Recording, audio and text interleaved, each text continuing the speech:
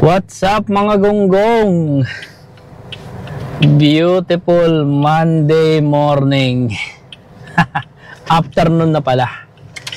Okay, so hinatid natin ulit dito si Mrs. sa pinaka-importante lugar sa kanila. Kasama niya ang aking kapatid. Magpapasalon ulit sila. At nakakakuha sila dito ng magandang discount. Alam nyo mga gonggong, no? Mahal kasi yung mga pasalon-salon na ganyan dito sa UAE. Mga pa-ayos ng buhok, kuko, yung mga ganyan. Kaya napakadaming salon dito. Kahit mahal, madaming customer. Dahil marami tayong mga kabayan tsaka ibang lahi na nagpapaayos. Parang ano lang din yan maintenance lang din yan So weekly o twice a month, 3 times a month, nagpapaayos ng kuko, nagpapagupit, papaayos ng buhok. Mga ganyan. Maintenance na pambabae. pag sa lalaki, ayos lang kahit ano gupit lang. Tapos nail cutter lang, katalo na Pag sa mga babae, medyo madami talagang ano yan.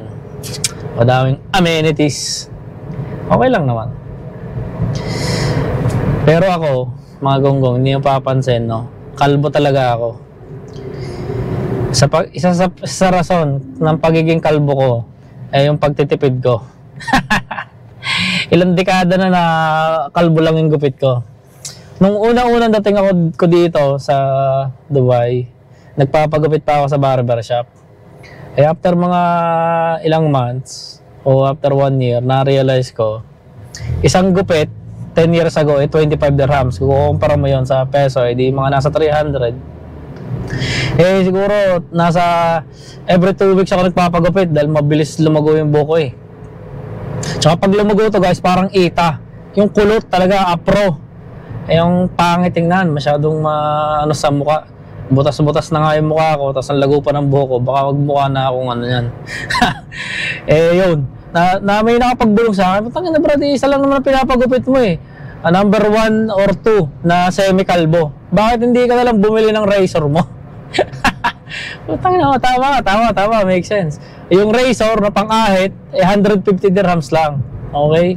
So mag-invest ka lang na 150, ilang taon mong gagamitin yon. So nag-testing ako. Dumaan ako ng Carrefour, bumili ako ng isa. Oo nga, effective nga. At ang maganda pa niyan, mga gonggong, no? Kapag nagpapagupit kasi ako dati, umalis pa ako, hassle, magbabiyahe pa ako, dahil wala pa ako sa noon. Okay. Tapos minsan, ang dami pa, haba pa ng pila sa barbershop. So, nakakatipid ako, hindi lang ng pera, pati oras ko, natitipid ko.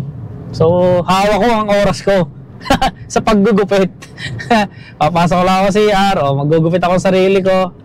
Ang challenge mo lang doon, Brad, is syempre, sarili mo lang yung gugupitan mo. Kailangan sanayin mo sarili mo mag-ahit dahil minsan nung unang beses ko na mag-ganyan, una na pagpasok ko sa opisina, pinagtatawanan ako dahil ukab-ukab yung pagkagupit ko. Hindi pantay. So after noon, humaharap na ako sa salamin. Tumatalikod ako, may salamin sa likod para kita mo pantay na. Pero after few months, mapapractice mo din, mape-perfect mo kahit walang salamin. Iset mo lang number 2. Tapos ganun-ganun ka. Ayos na. Di ba? Yan mga tipid tips number 1. Madgong tips. Kung hindi naman talaga kahirapan yung gupit mo, ikaw na lang maggupit sa sarili mo. makakatipid ka ng pera, makakatipid ka ng oras. So, di ba? Save time and money. Ganun lang yun. Diskarte lang yun, mga gonggong. Pero sa katunayan yan, kuripot talaga ako. Kaya, ayaw ko na magpagupit sa labas. Tsaka nakakatamad din umalis. Sayang din yung oras na yun, di ba? Yung ibabiyahe mo na 2 hours, 3 hours, pwede mong itulog yun. Ipahinga. Pwede kang maglinis ng bahay. Di ba? Ganun lang yun. Kailangan lang wise ka sa mga choices mo.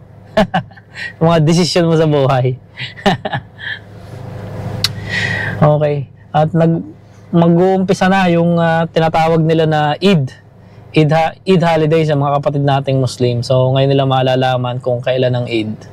Pero karamihan ng mga opisina, mga kumpanya ay naka-holiday na ngayon. kasama na kami doon. So hindi nyo natatanong yung Eid, mga gonggong, no? Parang Pasko yan sa ating mga Kristiyano. Sa mga Muslim, Eid sa kanila yan. Yung parang Christmas sa kanila. Sa pinakamalaking selebrasyon ng mga kapatid nating mga Muslim. So pagbabati ka sa mga kasama mong Muslim, ay di Eid Mubarak. Yun lang, Eid Mubarak. That's it.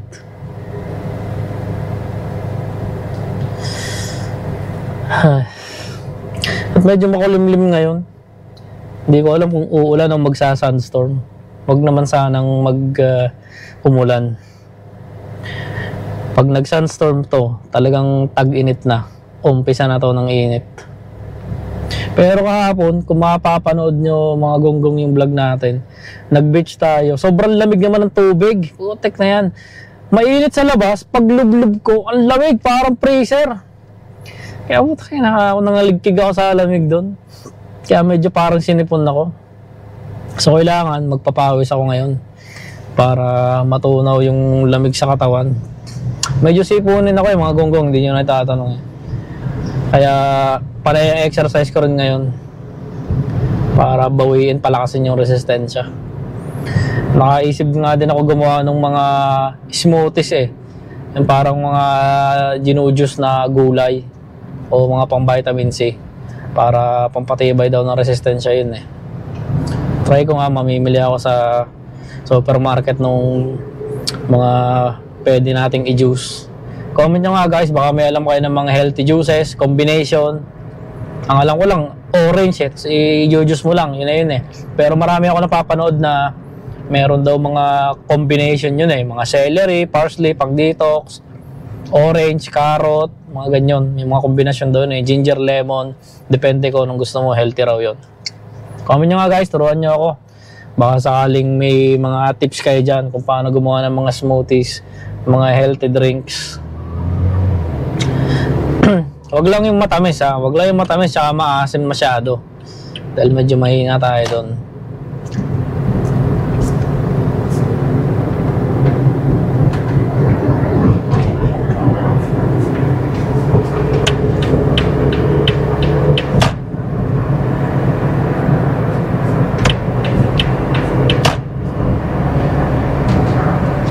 At saka nga pala, dito sa Middle East, kapag ka ganitong Ramadan pa sa highway, may mga tinatawag sila na critical na oras ng pagdadrive. Dahil nga yung mga kapatid nating Muslim ay hindi kumakain during Ramadan, fasting kung tawagin. So hindi nag-uumagahan niya at tanghalian. So before, nung iftar, tinatawag nila, yun yung parang unang meal nila for the day. So yun yung parang breaking the fast. Iftar, parang dinner nila. Before 2 to 3 hours bago yung iftar na yun, yun ang pinaka-critical na oras sa kalsada. Dahil isipin mo na ikaw na sitwasyon nila, wala kang kain, umagahan, tanghalian, wala rin tubig yon mga gonggong. Siyempre, hilong-hilo ka lang nun. Yun nga lang, hindi ka kumain ng tanghalian parang mahilo-hilo ka na Lalo pa yun, isang buong araw ka hindi kakain ka lang sa gabi pag bumaba na yung araw. So matindi talaga yung sacrifice nila. Kaya sa kalsada, so 2 to 3 hours before 6, mga alas 3, alas 4, critical na yan. So kailangan maingat ka na sa kalsada. And as much as possible, huwag ka nang babiyahe, huwag ka nang dadrive, iwasan mo na. Dahil yung mga kasabayan mo medyo hirap nang mag-drive. Gutom na yon. Nagdidilim na ang paningin ng Brad. So iba na rin yung decision making na sa kalsada. Kaya trivia lang sa mga tao na gustong bumiyahe dito sa UAE o gustong magbakasyon dito during Ramadan o yung mga bago pa lang na dito sa UAE. Yun ang sitwasyon sa kalsada during Ramadan. Pero alam niyo mga gonggong, yung Ramadan ngayon hindi nakatulad ng dati. Nung unang dating ko dito 10 years ago, guys, talagang pag nag-Ramadan, syempre bawal kumain sa labas Pag Ramadan, hindi mo pakita na kumakain ka sa tao. Talagang nung unang dating namin dito, yung unang Ramadan, sarado talaga lahat ng food court, lahat ng mga restaurant, hindi sila nagse-serve. Meron man pero take out, napaka-rare. Sarado food court, may mga cover, bawal talaga kumain. Pero napansin ko, after nung pandemic, Dahil nung pandemic, hindi inallowed na mag-fasting yung mga matatanda na. Kasi nga, pandemic, kasi magpa-fasting ka pa, hihina yung resistensya nila, baka madali ka ng COVID. So after nung COVID, so during nung COVID, inopen nila, binuksan yung mga restaurant, allowed kang kumain. So lumuwag na, hindi mo naramdam talaga yung Ramadan. And then ngayon, napansin ko na talagang parang optional na yung fasting. So sila na lang yung nag-a-adjust kung gusto. Bukas ang restaurant lahat, bro. Kahit kumain ka sa tabi ng kalsada, walang problema eh. So ikaw na lang ang mag-a-adjust. Sila na lang ang mag-a-adjust kung fasting ka. Ikaw na lang yung bahala. So paluwag na ng paluwag dito sa Dubai, actually. Hindi ko alam kung ngayon lang, pero napansin ko na gano'n ang sitwasyon. Bukas na, lahat na, pwede ka na umorder online. Doon may mga Ramadan timings pa rin, pero mas maluwag na siya kumpara sa dati. Mga gonggong, kaninang umaga, ang aga ko nagising. Masyadong maingay dun sa kapitbahay namin, may ginagawang mga building. And speaking of building guys, pagdating dito sa UAE, sa Dubai specifically, ito nga yung tinatawag nilang one of the most dynamic city in the world. Dahil napakabilis ng construction dito. Siyempre, kumpara sa Pilipinas, napakabilis. Kasi napakabilis guys. May makikita kayo minsan na parang binubuo, hinuhukay. Mga after 6 months, makikita mo may nakatayo na building eh. Matutuwa kayo. Last time na nagbakasyon kami sa Georgia, umalis kami, may ginagawang bridge. So 1 week lang kami nung pagbalik namin, buo na yung bridge. Sarado pa, pero buo na. So after mga 1 week, another 1 week, pwede ng daanan. Puta na, iba na yung ruta ng sasakyan. Nagugulat na mga talaga dito. Sobrang bilis ng gawaan dito. Hindi katulad sa atin, nakita mo, pinapatong-patong pa yung mga hollow blocks, binahagi ng bakal.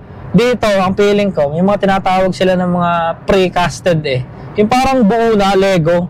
Ano ba, isang dingding, dikit-dikit na yon. Basta isang buo na siya, ipapatong na lang. Ayun na yun. Ang bilis bumuo dito ng kaya ang bilis bumuo dito ng mga bahay, tsaka ng mga building. Lalo yung mga residential, makikita nyo puro bato. Kung makikita yung mga previous vlog natin, pinapakita ko sa inyo yung mga bahay, mga villa dito. Ganun ang architecture dito ng mga bahay. Ganun lang bumuo dito. And kadalasan, hindi yero yung bubong dito. Dahil sa Pilipinas, makikita yero, kahoy, o kung ano man yung trusses mo. Minsan, metal. Dito pre, ang bubong dito, kadalasan, semento pa rin. Talagang mula taas pababa, semento. Yung mga residential ha. Tapos makikita mo, kukunti lang ang bintana. Meron namang sobrang daming bintana, puro salamin. Pero ganun ang style dito. Pero magtataka ka. So, yung solid talaga yung pagkagawa, pero dito naman, tag-init lang, napakabihirang umulan. Samantalang sa atin, may kahoy, may bakal, doon pa umuulan, kaya mabilis kinakalawang. Dito, ibang diskarte talaga rito ng mga engineer. Sa mga residential, pero sa mga opisina, sa mga commercial spaces, makikita nyo naman, Brad, pagkakadami ng salamin. Puro salamin yun, puro bubog yun. Hindi ko lang kung bakit. Trip na trip nila yon. Puro salamin lang. Bibihira yung konkreto. Dahil siguro, kapag commercial spaces, kailangan kita, transparent, para ma-show off na rin yung building. Pero yun ang napansin ko dito, yung daming parte na bubog. Puro salamin lang siya. Maganda yon. Kaso, ang problema, kapag nagsa-sunstorm, makikita mo yung mga salamin, ang bilis magdumi. Naalala ko tuloy dun sa dati kong trabaho sa hotel. Ang taas nun, nasa 40th floor. Puro salamin yun. Naalala ko may mga taong may mga Spider-Man eh. Yung mga construction na naglilinis, manually Brad, manually pinupunasan yung bintana. Kita mo may naglalapel pa baba. may tali. Tapos pinupunasan manually Brad, pinupunas yun. Dahil hindi naman lahat ng building meron nung parang crane machine na sumasakay yung tao doon nagpupunas. Dito Brad, may mga company na hina-hire na nagpupunas Brad. Makikita mo, nakakawa talaga. Tanda ko yun eh. Ang opisina ko doon, 6th floor. Makikita ko minsan nagpupunas sa harap ko eh. Nakakawa. Tangina, nung time na yon, talagang medyo challenge sa trabaho, nadidemotivate ako. Pag nakikita ko yung lalaki na yun na naglilinis, Brad, putang ina, iisipin mo, napakaswerte mo sa buhay. Makikita mo, sasabihin mo, I hate my job. Pag nakita mo yun, sasabihin mo 3 times a day, I love my job, I love my job. At hindi sakripisyo nun.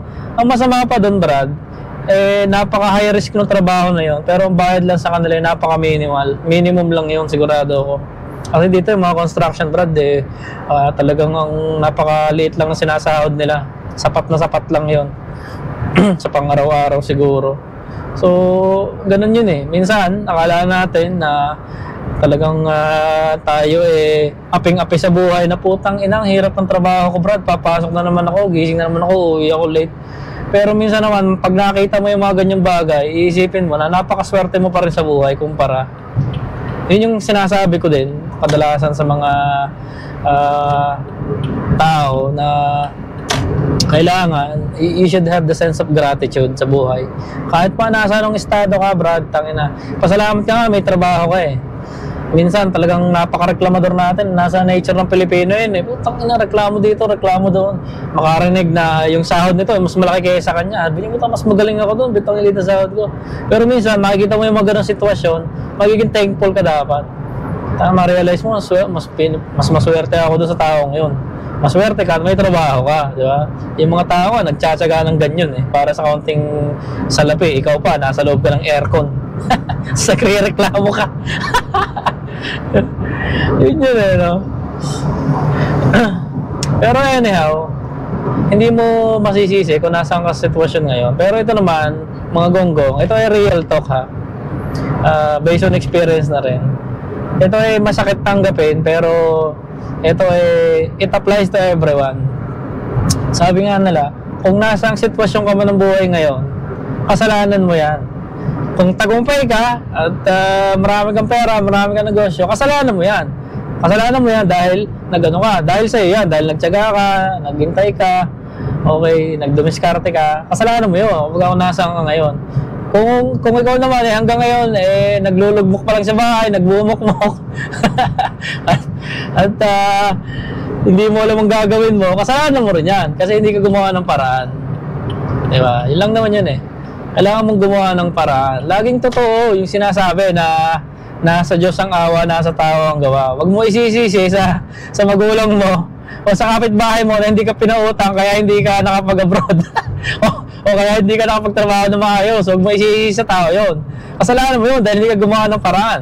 Yung iba nga sasabihin nila tangina, hindi kasi ako nakapag-aaral ng maayos, hindi ako nakapag-aaral sa maganda eskwelahan may option ka.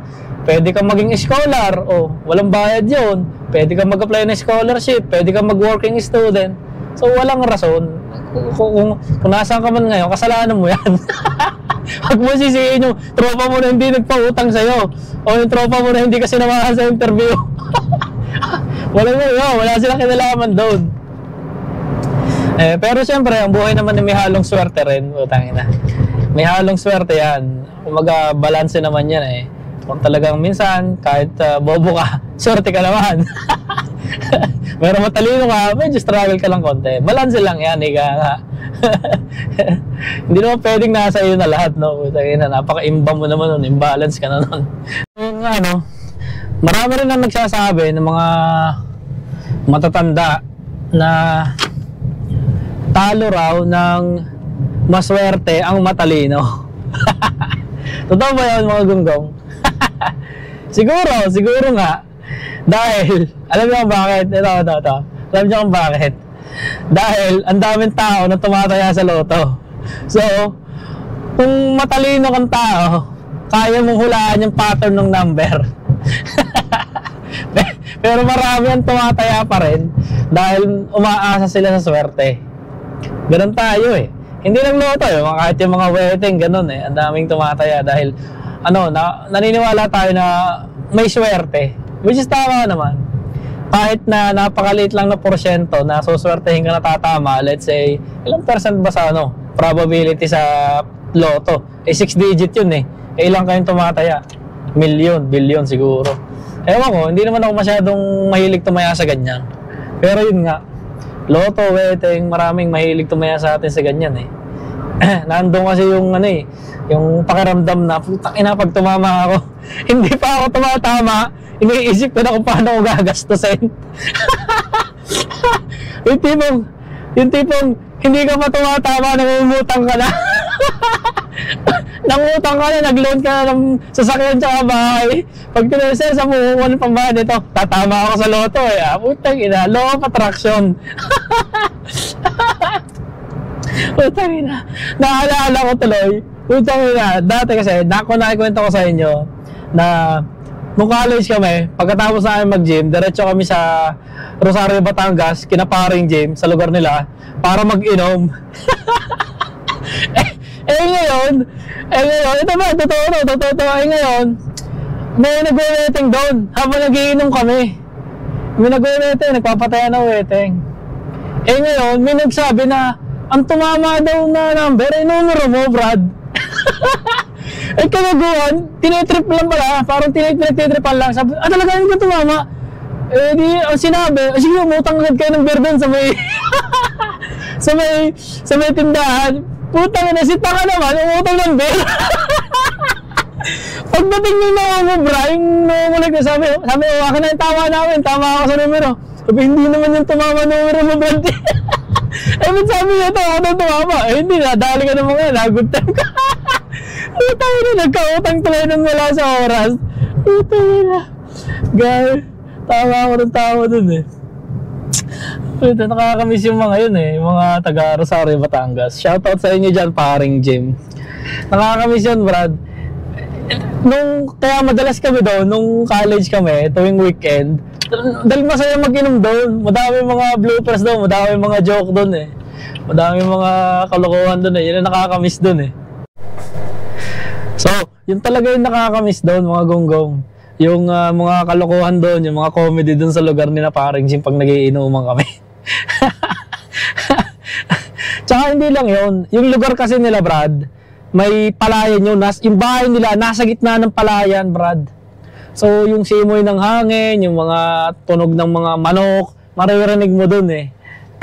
So, ang diskarte doon, Friday ng gabi, nandun na kami. Mag-iinom na kami. Magdamag yun.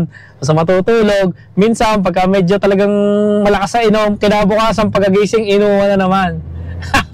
Walang tigil yun, non-stop. Ang uwi na namin, ang kasama ko nun lagi nga, si paring Alison tsaka si Master. Ang uwi na namin nun, Brad, Saturday afternoon, sa bahay. Pero alam na ng magulang ko, alam na ng inay na nandun ako, nagpapaalam ako na, Nay, dito ako kay paring Jim. Friday pa lang, tatanong nung, kailan ka uuwi? Sabihin ko, sige, Sunday na, baka Sunday na. Ang masama noon, guys, ito wala akong dalang damit, wala akong dalang brief. Kung ano lang isuot ko nung pagpasok sa school ng Friday, yun ang isuot ko hanggang Sunday. Walang dalang brief, walang t-shirt, walang short. Walang toothbrush man lang.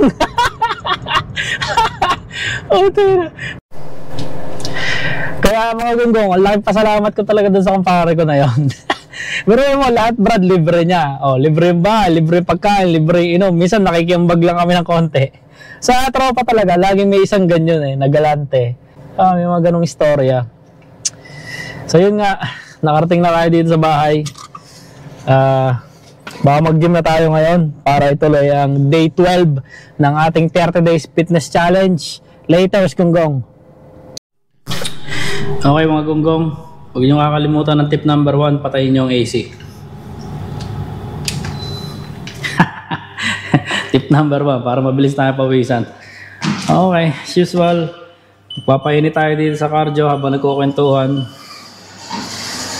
At yun nga, nakikwento ko sa inyo yung kumpare ko na lagi namin pinupuntahan sa Rosario, Batangas. At actually, hindi lang yun yung naging kumpare ko. Yung kasama ko na lagi din doon, si Alison, parang Alison, tsaka si Vincent, kumpare ko din. Dahil sabay-sabay kami naghahawak sa binyag doon sa inaanak namin. Nakakamiss, no? Bilang bumalik sa akin yung alaala na yun. Kayo ba, mga gonggong, yung mga ganong setup din ba kayo, no? College, no? High school? Nung high school naman, iba setup namin. Lagi naman kami nandun sa may isang barangay. May isa rin kaming tropa na doon kami lagi nagpipiknik sa ilog.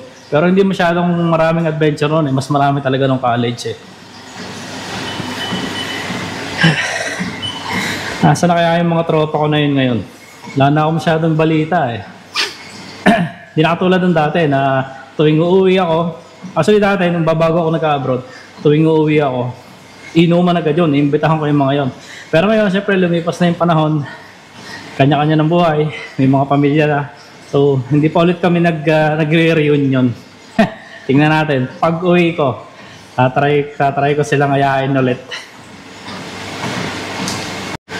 At siya nga pala, dahil malapit na mag-Mayo, marami na yung sa lugar namin yung mga magpe-fiesta sa mga barangay. Pagpatak ng second week yata ng May, marami na sunod-sunod na yun eh. So bawat barangay magpe-fiesta. After next week doon naman sa kabilang barangay. Yun ang nakakami sa lugar namin. Tapos, ang namimiss ko doon yung apritada, mga gonggong. Mahilig ba kayo sa apritada?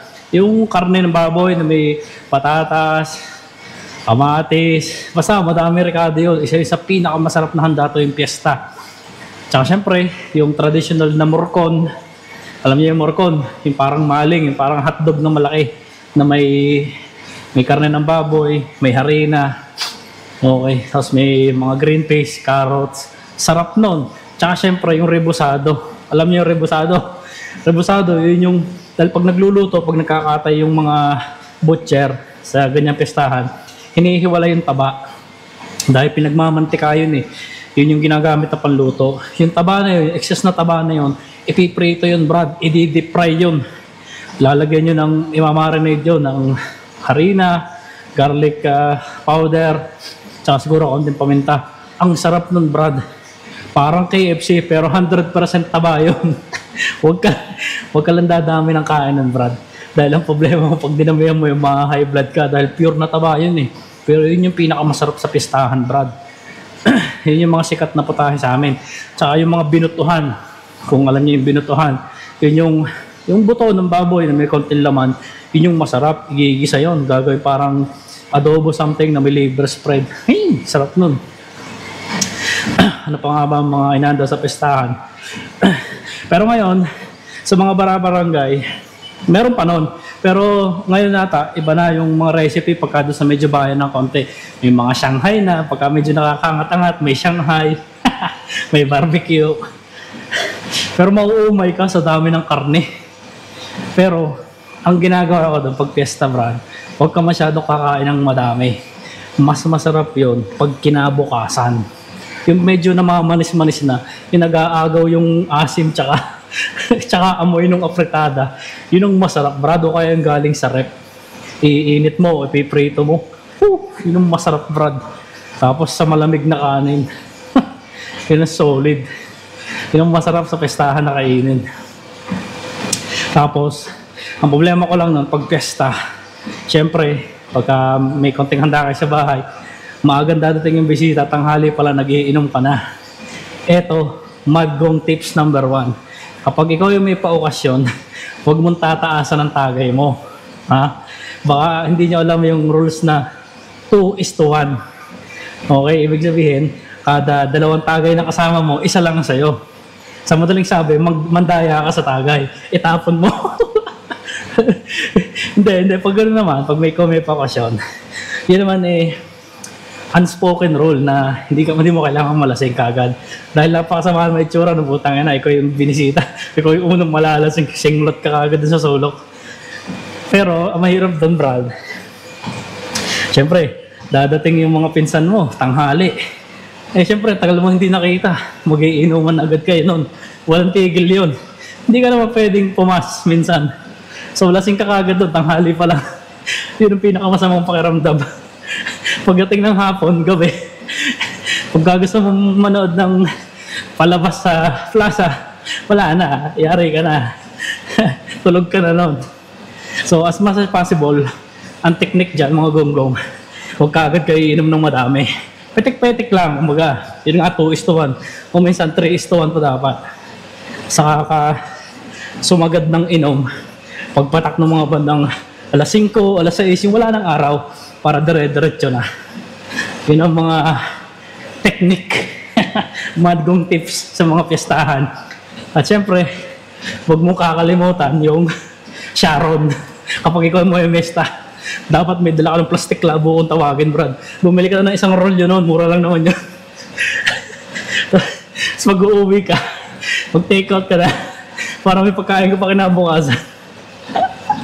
Hindi, totoo yun, Brad. Real talk yun. Sa mga pistahan na ganyan, may mga pa-okasyon, automatic yun, bibigyan ka ng mga yun. Ganon ka babait, ang mga taga-Quezon at taga-Batangas. May takeaway ka na, pinakain ka na, may takeaway ka pa. Ang kapalit lang nun, hindi syempre, kailangan masaya kang pupunta doon, huwag kang manggugulo, good vibes lang, yun lang. Yun lang yung diskarte doon.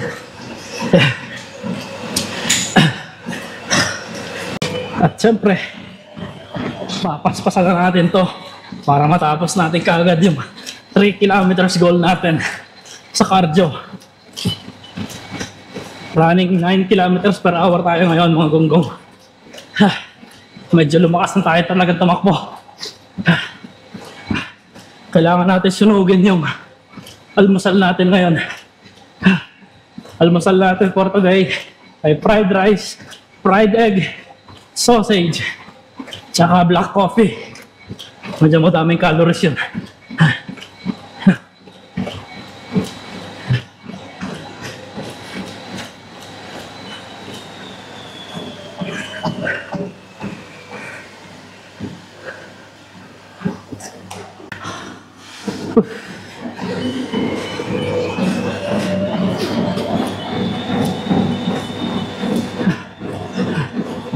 Okay.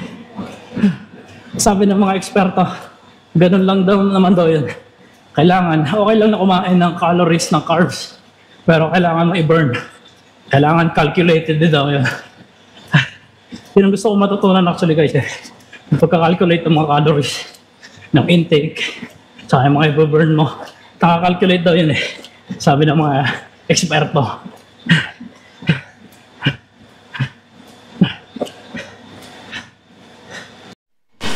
So, ano pang hinihintay nyo mga gonggong?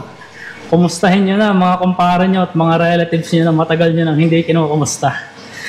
Pero, may downside dyan, Brad. Baka hindi nyo alam yung kumakalap na memes ngayon. Ang pinaka nakakatakot na message sa Facebook Messenger, kumusta? Kumusta na? Yung mga matagal na hindi nagparamdam. Tapos biglang magme-message sa'yo, Brad, kumusta ka na? Ang kasunod noon, pautang naman. Ang dami ko nababasa na memes ngayon na ganyan eh. Ang diskarte doon, Brad, unahan mo na. Pag kinumusta ka, kumusta ka na? Unahan mo agad, Brad, meron ka ba dyan? Pautang mo na konti. Putang ina. Isa sa pinaka nakakatakot na message ngayon sa FB Messenger, kumusta ka na? At para naman doon sa mga gumagawa nun, shoutout sa inyo. Huwag naman kayo masyadong garapal.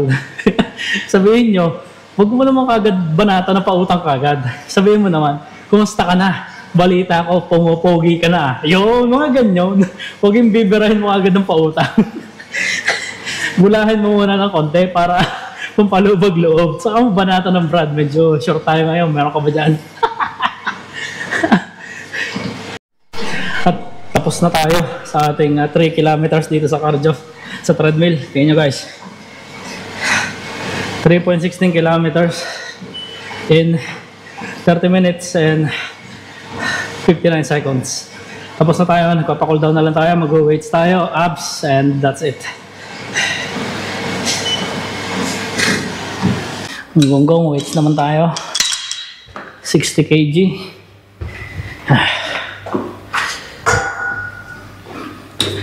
Okay.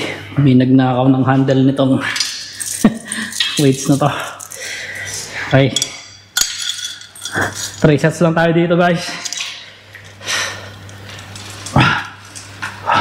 2, 3, 4, 5, 6, 7, 8, 9, 10.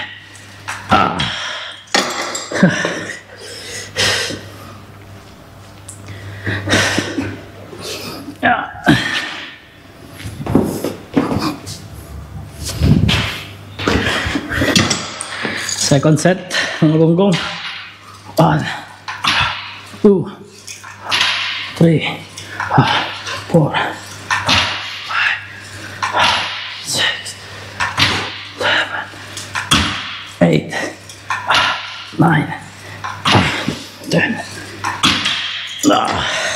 Final set. 1, 2, 3, 4, 5, 6, 7, 8, 9, 10. Last but not least, abs tayo. 3 sets lang din dito, katulad ng dati. 1, 2, 3, 4, 5, 6,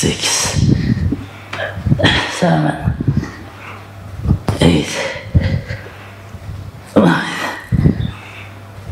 10. Okay, last 2 sets. Try nga natin straighten. Kaya natin 20.